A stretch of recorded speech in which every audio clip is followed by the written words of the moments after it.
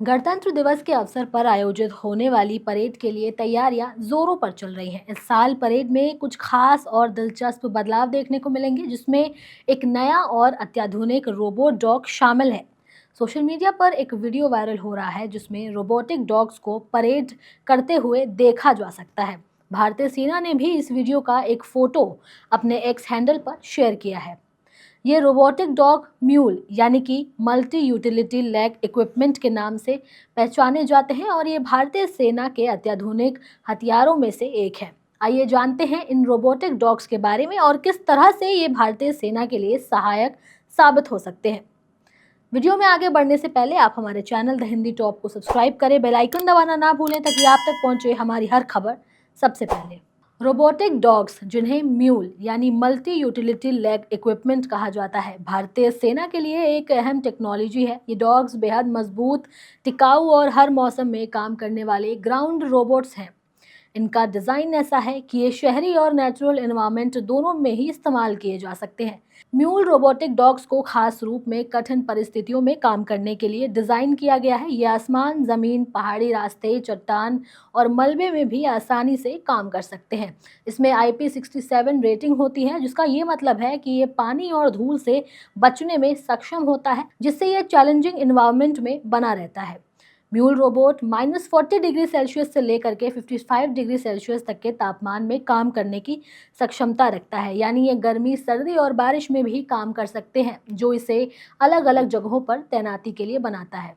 ये रोबोट सीढ़ियाँ चढ़ने, खड़ी पहाड़ियों पर चढ़ने और आसमान ज़मीन पर चलने की क्षमता रखता है। इससे भारतीय सेना को उन क्षेत्रों में आसानी से काम करने में मदद मिलती है जहां इंसान की तैनाती मुश्किल हो। म्यूल रोबोट 3 घंटे तक चलते हुए काम कर सकते हैं और 21 घंटे तक स्टैंड बाय मोड में रह सकते हैं। इसका मतलब ये है कि ये लंबे समय तक बिना रुकावट के काम को पूरा कर सकते हैं। इसके साथ ही म्यूल रोबोट एक फोर्स मल्टीप्लेयर की तरह काम करते हैं। इसका मतलब ये है कि भारतीय सेना के कामों को और भी प्रभावी बनाते हैं, जिससे स्थिति की समझ बढ़ती है और सैनिकों का मानसिक बोझ भी कम होता है। इसके साथ ही तैनाती भी होती है।